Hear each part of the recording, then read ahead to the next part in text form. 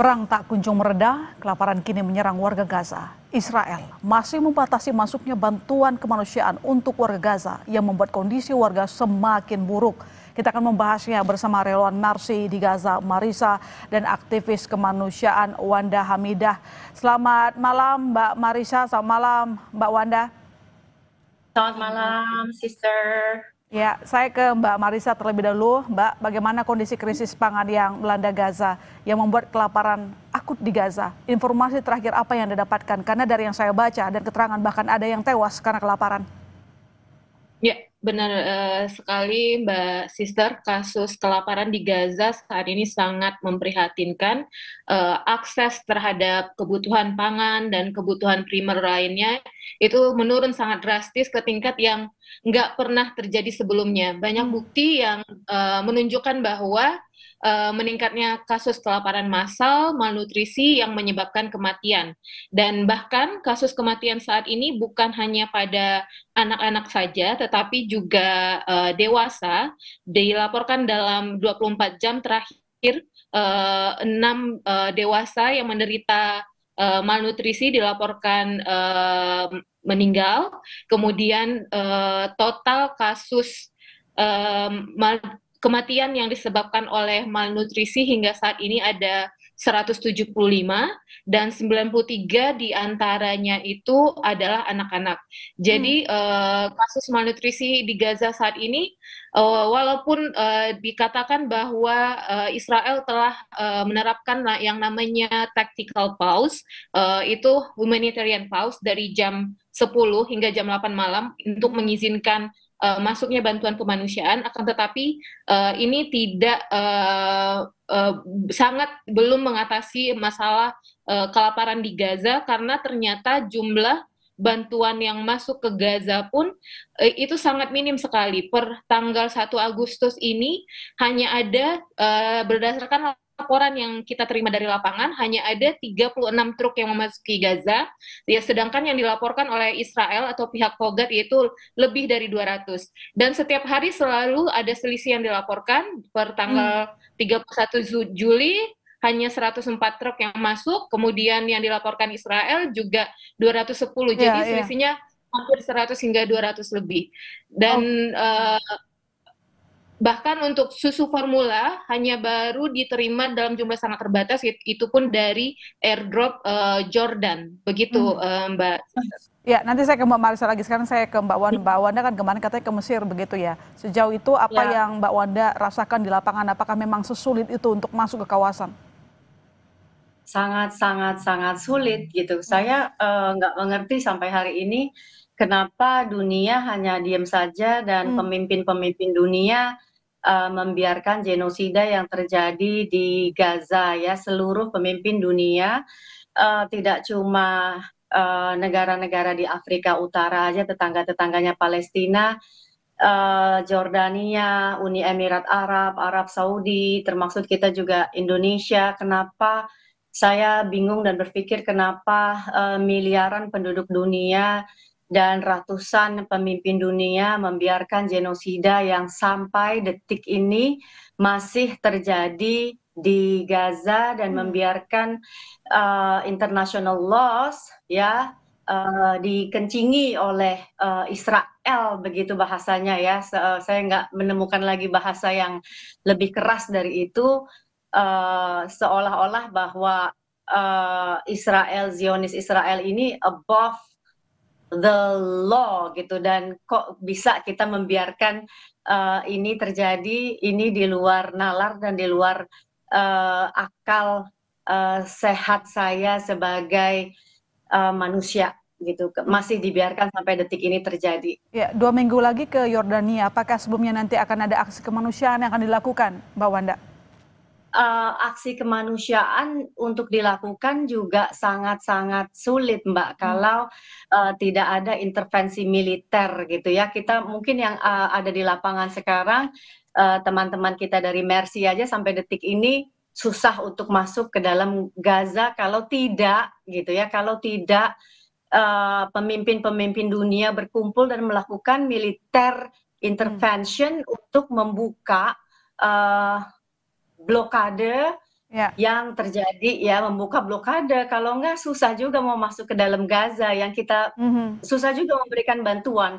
Selama ini kita menghimpun bantuan seperti tadi dibilang dari Mercy mengatakan bahwa ya memang yang dilakukan Zionis Israel kebohongan satu dengan kebohongan terus-menerus, kita dijejali dengan kebohongan-kebohongan yang mereka katakan bahwa sudah ada bantuan gitu. Tidak ada bantuan, dan kalaupun ada bantuan itu merupakan jebakan kematian untuk rakyat Palestina. Jadi nggak ada bantuan.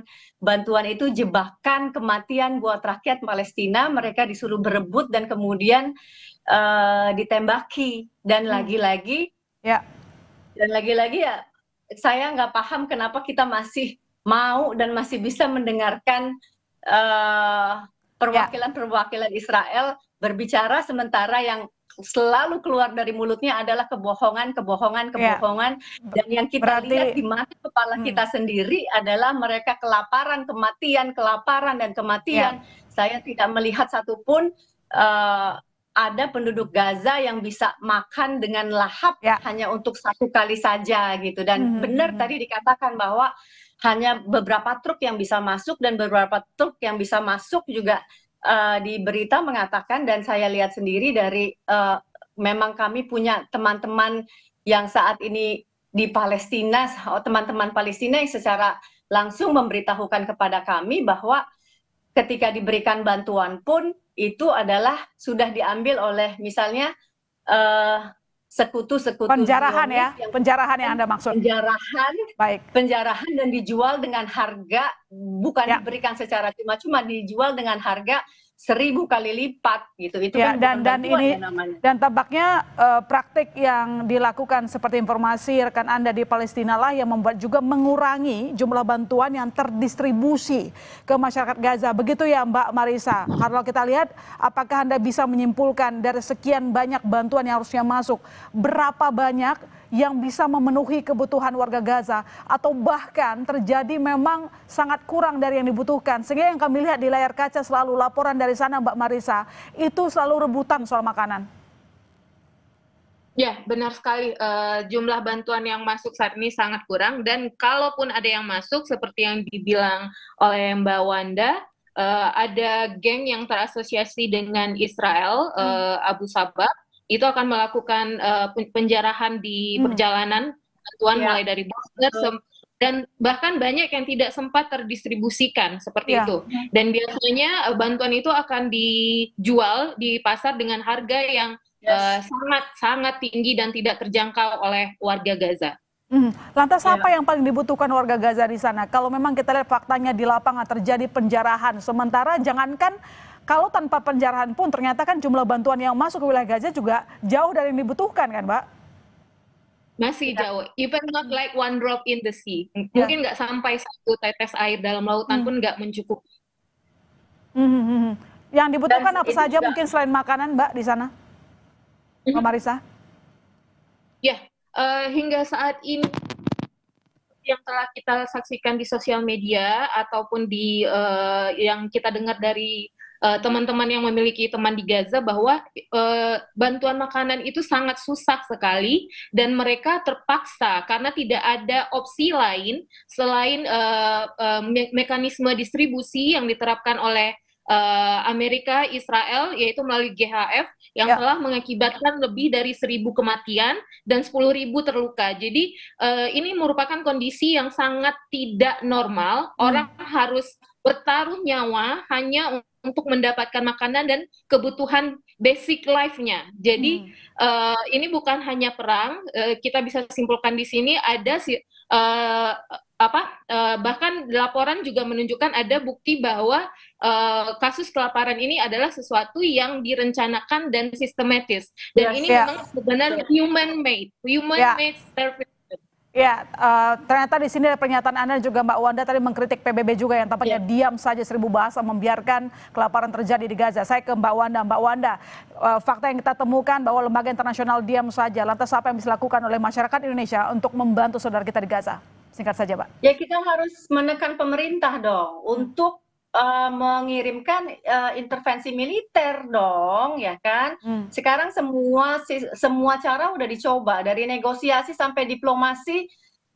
Israel sangat merasa above the law, nggak bisa enggak untuk seluruh dunia, untuk membangunkan pemimpin seluruh dunia intervensi militer untuk membuka blokade, karena sudah tidak bisa lagi dengan cara-cara yang bukan militer. Jadi kita harus memaksa memukul mundur pasukan dan kemudian membuka blokade. Kalau hari ini 500.000 orang warga Gaza meninggal dunia, dibunuh, dibom, dan kemudian dilaparkan, mungkin 1 minggu lagi, apa kita harus menunggu 1-2 bulan lagi sampai kemudian 1 juta atau 2 juta manusia warga Palestina kemudian meninggal semua karena genosida gitu. Jadi saya nggak memahami dan nggak masuk nalar saya bahwa pemimpin dunia membiarkan ini, padahal kalau kita lihat di seluruh dunia, rakyat di seluruh dunia tidak ada yang menginginkan genosida ini terjadi, termasuk mereka negara-negara sekutu